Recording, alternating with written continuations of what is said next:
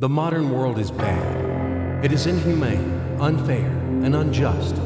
This is the world of money. It is not for the people.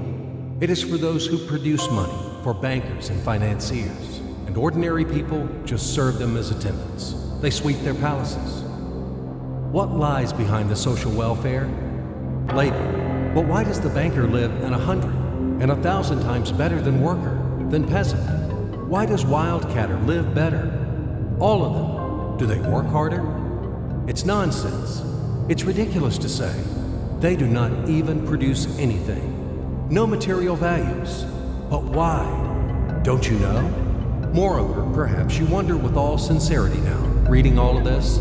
Well, banker and worker, simple hard worker like me or my neighbor Johnny?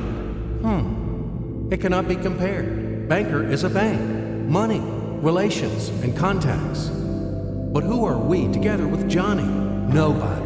Naturally, the banker lives better than we do. But there is nothing natural here.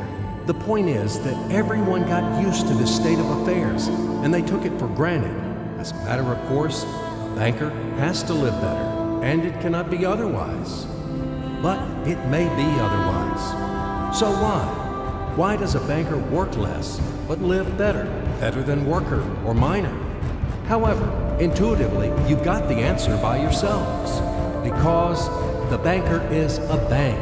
Money. Exactly, money. This is the whole point, the cornerstone. And about them, about the money, we should talk more in details. So, what is money? Have you ever thought about it? The calculation tool, the measure of labor? As we are told from childhood, almost from the cradle, we have to work, work, and work. The money won't fall down from the sky.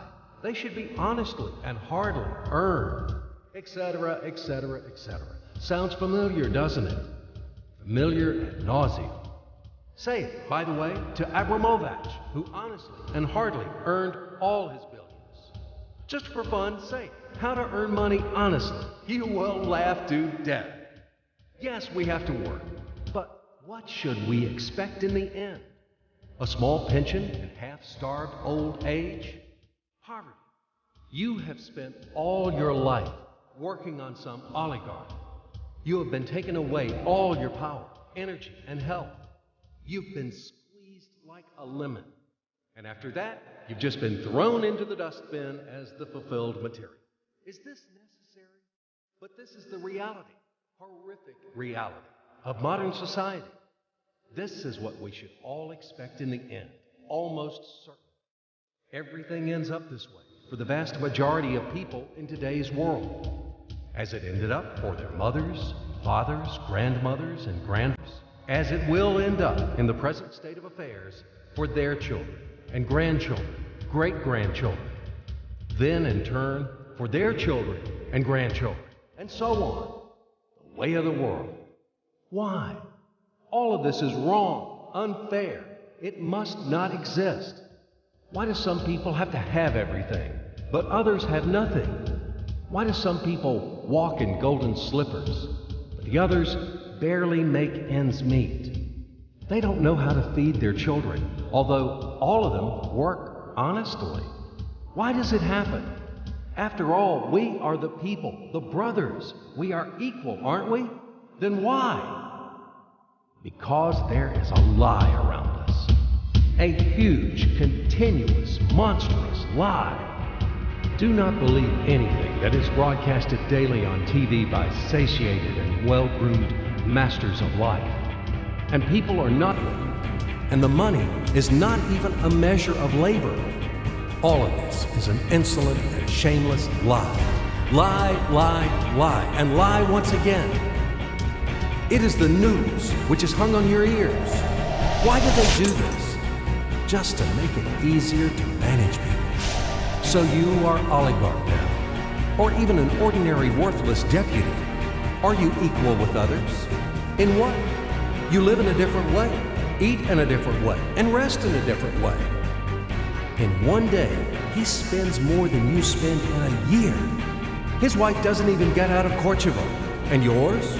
He is treated in the best Swiss clinics. And what about you? his children and yours. Have you compared? Well, where is your equality? Perhaps you are equal in rights, aren't you? Oh, I forgot about the rights, as it is written in our Constitution, isn't it? By the way, there are a lot of things written on the fence, too. Nice and intelligent things. Read in your spare time.